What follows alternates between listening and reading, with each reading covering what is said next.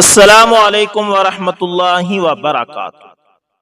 بسم اللہ الرحمن الرحیم۔ محمد علی پاشا۔ دوستو، وارثان دولت فراعنہ قدیم اور خدیوان مصر کے خاندان کا بانی یہی محمد علی پاشا تھا۔ یہ نام ہر شخص دنیا کے ان ممتاز لوگوں میں سے ہے جنہوں نے ادنا درجے سے ترقی کرنا شروع کی اور بڑھتے بڑھتے اپنے آپ کو عروج و کمال کی انتہائی بلندیوں پر پہنچا لیا۔ ایسے لوگوں کے حالات کے مطالعے سے معلوم ہوتا ہے کہ اگر انسان اپنے مقصد کے حصول میں سچا ہو تو اپنی ترقی اور عروج کی راہیں خود ہی پیدا کر لیا کرتا ہے۔ کسی قسم کی دشواریاں اور مشکلات اس کی راہ میں مزاحم نہیں ہوتی۔ یہ محمد علی پاشا البانیہ کا باشندہ تھا، جسے ترک ارناؤت کہتے ہیں۔ البانیہ جزیرہ نما بلقان کے جنوب مغرب میں واقع ہے۔ سارا ملک دشوار گزار پہاڑوں سے پٹا پڑا ہے، گویا حد درجہ پیچیدہ سلسلہ ہے کوہ کی ایک لا ینحل گتھی ہے۔ اس کے سیاسی حالات بھی شروع ہوئی سے انتہائی الجھن امیز رہے ہیں۔ اس سنگستانی سرزمین میں ایسے درست مزاج، جفاکش اور خیرہ سر لوگ رہتے ہیں جو بات بات پر بگڑتے اور دل میں ٹھان لے تو ہر کام کر گزرنے کو تیار ہو جاتے ہیں۔ البانیہ عثمانی قلمرو میں شامل تھا۔ جب عثمانی سلطنت کو زوال آیا اور یورپی طاقتوں نے اس کے حصے بکھرے کیے اور اس کے اکثر مقبوضہ علاقے خود مختار ملک بن گئے، تو البانیہ بھی ایک الگ ملک کی حیثیت سے ابھر آیا۔ وہاں پہلے مسلمانوں کی اکثریت تھی اور عیسائی اقلیت میں تھے، پھر سیاسیات یورپ کی بازی گری نے ان دونوں میں مناقشوں اور محاذ آرائیوں کا دروازہ کھول دیا، جس کے نتیجے میں کمیونسٹوں کو وہاں اپنے قدم جمانے کا موقع مل گیا اور وہاں ان کی حکومت قائم ہو گئی۔ روس کے زوال اور اس کے مقبوضہ علاقوں کی آزادی کے بعد جب ان میں مذہب کی لہر تموج پذیر ہوئی تو البانیہ میں بھی احیاء مذہب کی تحریک پیدا ہوئی۔ مسلم اکثریت کے اس ملک نے اسلام کو اپنا مذہب قرار دے دیا، جس پر یورپی ممالک چراغ پا تو ضرور ہوئے، لیکن یوگو سلاویہ کے تجربے کے بعد انہوں نے اس جگہ عیسائیوں کے ہاتھوں مسلمانوں کو اقلیت میں بدلنے کی کوئی کوشش نہ کی۔ یوں بوسینا و ہرزیگوینیا کے بعد بر اعظم یورپ میں یہ دوسرا آزاد اسلامی ملک ہے۔ الغرض محمد علی پاشا اسی ملک کا ایک بہت ادنا اور معمولی درجے کا کسان تھا۔ اس کی کسانی میں بھی اتنی حیثیت نہ تھی کہ اپنے اور اپنے خاندان کی کفالت کر سکے، اس لیے وہ ترک وطن کر کے رومالیہ یعنی اس صوبے میں چلا آیا جہاں قسطنطنیہ واقع ہے، اور شہر قبالہ میں ایک چھوٹی سی دکان کھول لی۔ لیکن کسانی کی طرح دکانداری بھی اس کے معاشی حالات نہ سنوار سکی، مجبوراً اسے دکان بند کرنا پڑی۔ اس وقت اس کی عمر 16-17 سال تھی۔ کوئی اور ذریعہ معاش نہ دیکھ کر وہ فوج میں بھرتی ہو گیا۔ یوں وہ اس راستے پر آ گیا جسے تقدیر نے اس کی ترقی اور عروج کا راستہ بنا رکھا تھا۔ فوج میں بھرتی ہوتے ہی وہ تیزی سے ترقی کے مدارج طے کرنے لگا۔ اتفاقاً انہی دنوں کانڈیا یعنی کریٹ میں بحری قذافوں نے سر اٹھایا۔ دولت عثمانیہ نے ان کی سرکوبی کے لیے جو فوج بھیجی اس میں محمد علی بھی تھا۔ وہاں بغاوت فروغ کرنے اور قزاقوں کی سرکوبی کرنے میں اس نے ایسی بہادری اور جاں بازی دکھائی اور ایسی ہوشیاری اور دانائی سے کام لیا کہ اس کے افسر اس سے بے حد خوش ہوئے۔ انہوں نے باب عالی میں اس کے کارناموں کی رپورٹ لکھ بھیجی۔ اس پر سلطنت اس کی قدردانی اور قدر افزائی پر آمادہ ہو گئی۔ چنانچہ 1219 ہجری بمطابق 1790 میں محمد علی ایک البانی لشکر کا سالار بنا کر مصر بھیجا گیا۔ تاکہ وہاں پر قابض فرانسیسیوں سے جنگ لڑے اور انگریزوں کا ساتھ دے جو مصر کو فرانس کے تصرف سے بچانا چاہتے تھے۔ اس وقت محمد علی کی عمر 21 سال تھی، مگر اس کم عمری کے باوجود اس نے اس حکمت عملی اور شجاعت کے ساتھ فرانسیسیوں سے جنگ کی کہ انہیں مصر سے بھاگنا پڑا۔ مصر کو فرانسیسیوں سے خالی کرنے کے بعد وہ مصر میں ہی ٹھہر گیا۔ اس مہم میں محمد علی کو سب سے اہم اور قیمتی فائدہ یہ ہوا کہ انگریز اس کے دوست بن گئے، جن کی حالت دیکھ کر اس نے اپنی ذات اور فوج میں بہت سی اصلاحات کی۔ اس نے اہل مصر کے ساتھ بڑی ہمدردی کی، رعایا کو اپنا دوست بنا لیا۔ وہ ہر قضیے اور جھگڑے کو والی مصر اور شرفائے ملک کے درمیان ثالثی کر کے اہل وطن کی مرضی کے موافق طے کرا دیتا تھا۔ اس طرح رعایا میں اس کی ہر دل عزیزی بڑھتی گئی۔ پرانے ممالک جن کے ذریعے دولت عثمانیہ نے کئی صدیاں قبل مصر کو فتح کیا تھا، اس وقت بھی موجود تھے۔ حکومت ہاتھ سے نکل جانے کے سبب وہ دبے ہوئے تھے، لیکن ختم نہیں ہوئے تھے۔ مصر کے سیاسی حالات دیکھ کر محمد علی نے اپنی ترقی اور کامیابی کا ذریعہ انہی لوگوں کو بنانے کا فیصلہ کیا، اور اپنے عروج و ترقی کے جو منصوبے اس نے اپنے دل میں بنا رکھے تھے ان پر عمل درآمد شروع کر دیا۔ چنانچہ اس نے اب یہ حکمت عملی اختیار کی کہ ابنائے وطن خصوصاً ممالک کا حامی اور طرفدار بن گیا۔ اس نے ہر امر میں ان کی پشتیابانی کر کے انہیں اپنا ایسا گرویدہ بنا لیا کہ وہ اس کے حد درجہ وفادار اور جانثار بن گئے۔ ان دنوں باب علی کی طرف سے مصر کا نائب خسرو پاشا تھا۔ محمد علی نے مصریوں کو اس کے خلاف ابھارنا اور نت نئے فتنے اٹھانے شروع کر دیے، یہاں تک کہ اہل مصر نے خسرو پاشا کے خلاف باقاعدہ بغاوت برپا کر دی اور محمد علی کو اپنا حاکم بنانے کا اعلان کر دیا۔ جب یہ ہنگامہ کسی بھی طرح موقوف نہ ہوا تو باب علی نے مجبوراً 1801 میں محمد علی کو مصر کا گورنر بنا کر قاہرہ بھیج دیا اور اسے پاشا کے لقب سے بھی سرفراز کیا۔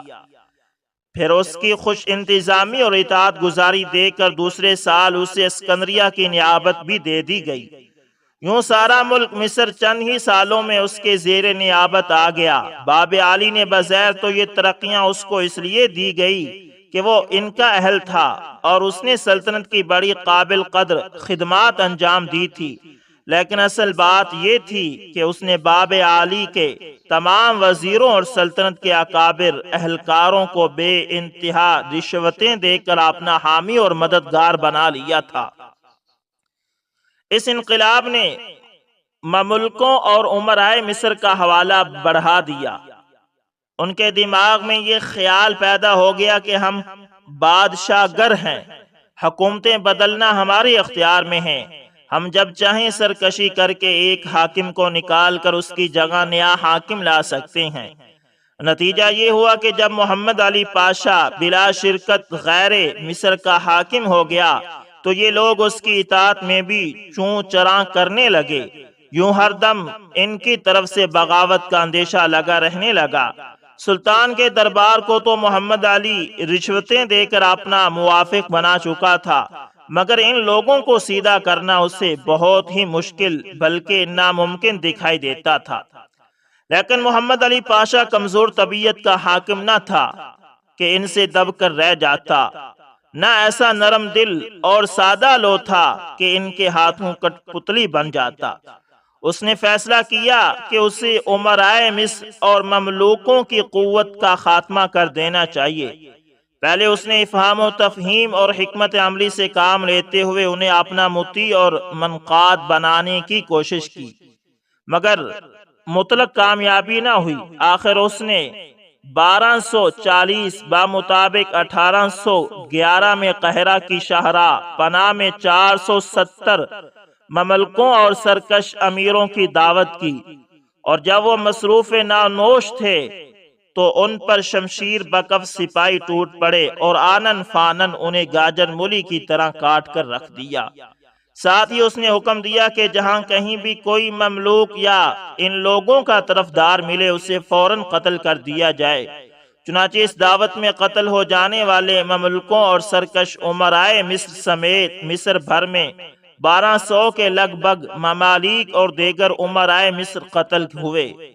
یوں 2-4 دنوں میں ہی تمام مفسدوں اور سرکشوں کا صفایا ہو گیا، اور ہر جگہ محمد علی پاشا کا ایسا روب بیٹھ گیا کہ ملک بھر میں کسی کی مجال نہ تھی کہ اس کے سامنے چوم بھی کر سکے۔ لوگ اس کے نام سے کانپتے اور اس کی صورت سے ڈرتے تھے۔ ملک میں تمام مخالفانہ قوتیں فنا ہو گئی، اور ساحل بحر روم سے مصر کی افریقی سرحدات تک ہر جگہ محمد علی پاشا کی دھاک بیٹھ گئی۔ اسی اثنا میں ارض حجاز میں وہابی اٹھ کھڑے ہوئے۔ یہ لوگ حنبلی یا اہل حدیث تھے، توحید کے زبردست حامی اور شرک و بدعات کے سخت مخالف اور قبر پرستی کے سخت دشمن تھے۔ ان میں عبد الوہاب نامی ایک مجدد دین پیدا ہوئے تھے، جنہوں نے ان کا مقتدا بن کر سارے نجد کو اپنے زیر فرمان کر لیا۔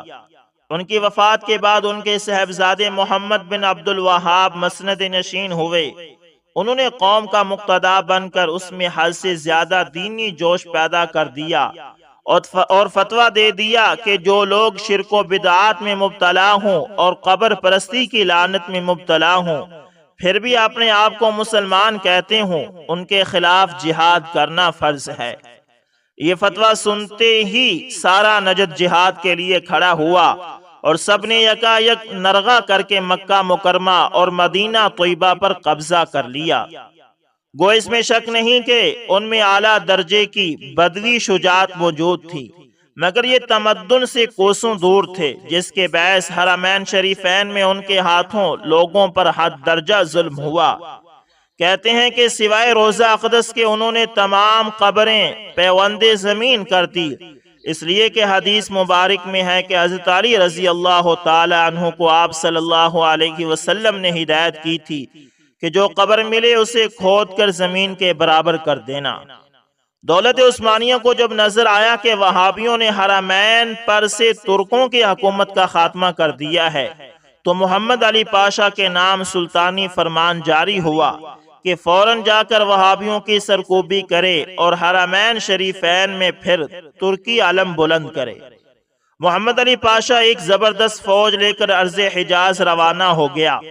6 سال کی مسلسل خون ریز جنگوں کے بعد اس نے بالآخر وہابیوں کو حرمین شریفین سے نکال کر دوبارہ ارض نجد کی طرف بھگا دیا، اور حرمین شریفین کا طریق احسن انتظام کر کے مصر واپس آ گیا۔ محمد علی پاشا کی زندگی اولو العزمیوں سے بھری ہوئی تھی۔ ارض حجاز کی مہم سے فراغت ملی تو اس نے اپنے بیٹے اسماعیل پاشا کو ایک زبردست لشکر دے کر مملکت نوبیا سوڈان روانہ کیا تاکہ اسے فتح کر کے مصری قلمرو میں شامل کر دے۔ اسماعیل پاشا نے اپنی اس مہم میں بڑی کامیابی حاصل کی اور علاقہ جات ڈنگولا، سنعار اور کرد خان وغیرہ فتح کر کے اپنے زیر نگین کر لیے۔ ادھر محمد علی پاشا نے نوبیا کو فتح کیا۔ ادھر یورپی ملکوں کے بھڑکانے اور اکسانے پر یونانیوں نے دولت عثمانیہ کے خلاف علم بغاوت بلند کر دیا۔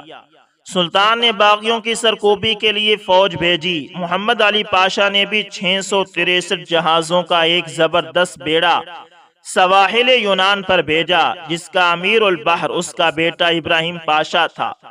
اس مصری بیڑے نے یونانیوں کو حواس باختہ کر دیا۔ یہ بیڑا جس شہر میں پہنچا اسے تہو بالا کر دیا، اور اس کے سپاہیوں نے جہاں کہیں خشکی پر قدم رکھا یونانیوں کو مار کاٹ ڈالا۔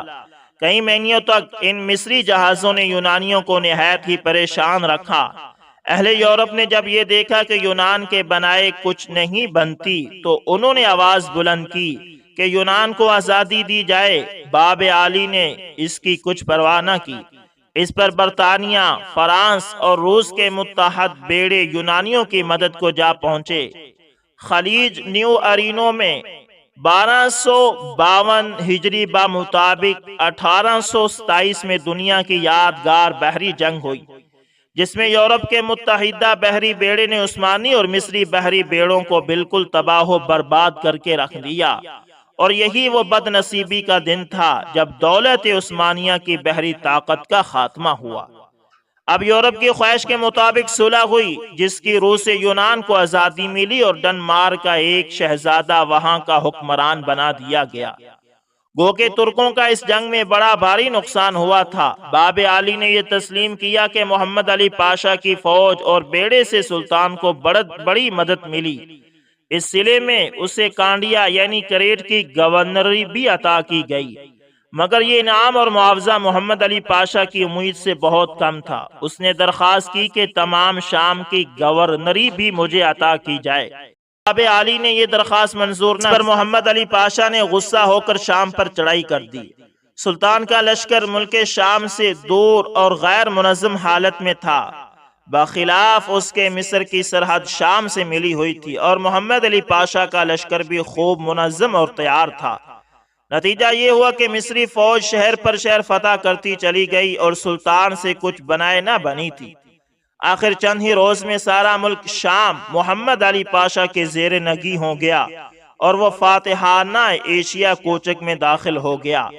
وہاں شہر قونیہ کے نزدیک ترک افواج اور محمد علی پاشا کی فوجوں میں بڑی گھمسان کی جنگ ہوئی، جس میں ترک افواج کو شکست ہو گئی اور محمد علی پاشا قسطنطنیہ کی طرف روانہ ہو گیا۔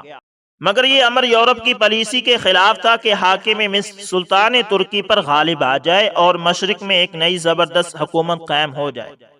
سب نے درمیان میں دخل دیا اور پیش قدمی کی صورت میں محمد علی پاشا کو خطرناک نتائج کی دھمکی دی۔ اس نے اپنے آقا اور مربی کے کہنے کی تو کچھ پرواہ نہ کی تھی، لیکن یورپ والوں کی دھمکیوں سے ڈر گیا اور صلح پر آمادگی ظاہر کی۔ شہر قطاہیہ میں دونوں طرفین کے سفراء نے معاہدہ صلح کی تکمیل کی، جس کی روح سے محمد علی پاشا کو شام اور مصر کے علاقوں کا حکمران تسلیم کر لیا گیا۔ اب 1248 بمطابق 1839 میں، جبکہ محمد علی پاشا کی عمر 70 سال ہو چکی تھی اور وہ بڑی حکمت عملی، ہوشیاری اور حسن تدبیر کے ساتھ مصر، سوڈان، شام، عرب اور جزیرہ کریٹ پر حکومت کر رہا تھا، کہ سلطان ترکی محمود خان ثانی کو خیال ہوا کہ شام کا علاقہ محمد علی سے چھین لینا چاہیے، مگر پہلی ہی لڑائی میں سلطان لشکر کو شکست ہو گئی۔ اس پر سلطان نے مجبوراً یورپی حکومتوں سے مدد کی درخواست کی۔ غیروں کے معاملات میں دخل دینے کی شوقین یہ حکومتیں فوراً ہی اس کی مدد کو تیار ہو گئی۔ محمد علی پاشا ہر چند کے خلیج نیروان میں ان کی بحری طاقت سے ذکر اٹھا چکا تھا، پھر بھی ان کے مقابلے کو تیار ہو بیٹھا۔ ساحل شام پر بیروت کے قریب لڑائی ہوئی، جس میں محمد علی پاشا کو شکست ہوئی۔ یورپی جہازوں نے اسکندریہ کا یہ راستہ بھی بند کر دیا۔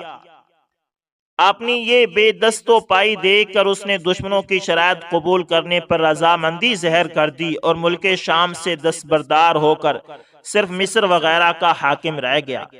لیکن اسی معاہدے میں اس کی اتنی اشک سوئی بھی کی گئی کہ اسے ملک مصر کا مستقل والی تسلیم کر لیا گیا اور قرار پایا گیا کہ وہ سلطان ہی کی جانب سے مصر کا والی رہے گا اور ولایت مصر ہمیشہ اسی کی نسل میں رہے گی۔ یوں مصر اس کی اولاد کا حق بن گیا۔ اب اس کی عمر زیادہ ہو چکی تھی، حوصلے اگرچہ بڑے تھے مگر جسمانی طاقت نے جواب دے دیا تھا، یہاں تک کہ 1277 بمطابق 1848 میں اپنے بیٹے ابراہیم پاشا کو اپنا وارث بنا کر حکومت سے علیحدہ ہو گیا اور دوسرے ہی برس پورے 80 سال کی عمر میں دنیا سے رخصت ہو گیا۔ اس کے جانشین ابراہیم پاشا کی عمر نے بھی وفا نہ کی۔ چند روز بعد اس نے سفر آخرت کیا اور اس کی جگہ اس کا بیٹا عباس پاشا والی مصر مقرر ہو کر اپنے باپ دادا کی مسند حکومت پر بیٹھا۔ زندگی کے آخری 2 برسوں میں محمد علی پاشا کے حواس بجا نہ رہے تھے، بڑھاپے نے دماغ معوف کر دیا تھا، لیکن اس میں شک نہیں کہ وہ ایک بہت غیر معمولی آدمی تھا۔ اس نے یورپ کے نظام سلطنت کو اپنی قلمرو میں جاری کیا، مغربی اصول و آئین جنگ اختیار کیے، اپنے ملک میں زراعت، تجارت، صنعت و حرفت کو بے حد ترقی دی، طبی مدرسے کھولے۔ وہ اہل فرانس کی قابلیت کا ایسا معترف تھا کہ غالباً وہی پہلا مسلمان حکمران ہے جس نے ضرورت اور مصلحت دیکھ کر اپنے 2 بیٹوں کو تعلیم و تربیت کے لیے پیرس بھیجا۔ اس نے اپنی زندگی خود بنائی اور بغیر کسی کی مدد اور سہارے کے صرف اپنی کوششوں سے ہر میدان میں ترقی کر کے ایک ادنا درجے کے کسان سے ایک زبردست فرما نروا اور تاجدار بن گیا۔ یہ امر البتہ قابل افسوس ہے کہ عروج و ترقی حاصل کرنے کے شوق میں اس کے ہاتھوں بڑے بڑے مظالم ہوئے، سازشوں کا بازار گرم ہوا، بدعہدیاں بھی اس نے کی، دغا بازیوں سے بھی کام لیا، محسن کشی بھی کی، رعایا سے جھوٹے وعدے بھی کیے، بے گناہوں کے خون سے ہاتھ رنگے، مگر ہوس سے ملک گیری کے لیے یہ باتیں ہمیشہ ایک معمولی چیز ہوا کرتی ہیں۔ تو دوستو یہ تھا محمد علی پاشا، جس کی زندگی آپ کے ساتھ شیئر کی گئی ہے۔ امید کرتا ہوں ویڈیو اچھی لگی ہوگی۔ میں اس پر یہ تبصرہ نہیں کرتا کہ اس نے اچھا کیا برا کیا، لیکن جو مظالم اس نے کیے وہ ٹھیک نہیں کیا۔ امید کرتا ہوں ویڈیو اچھی لگی ہوگی، پسند آئے تو لائک شیئر کمنٹ لازمی کریں، اور اگر آپ ہمارے چینل ASN انفارمیشن TV پر نئے تو اس کو لازمی سبسکرائب کریں اور ساتھ میں بیل کے نشان کو دبانا نہ بھولیے گا تاکہ ہر نئی ویڈیو کا نوٹیفیکیشن آپ تک پہنچتا رہے۔ ملتے ہیں کسی نیکسٹ اچھی سی ویڈیو کے اندر، تب تک کے لیے حافظ، جزاکم اللہ خیر۔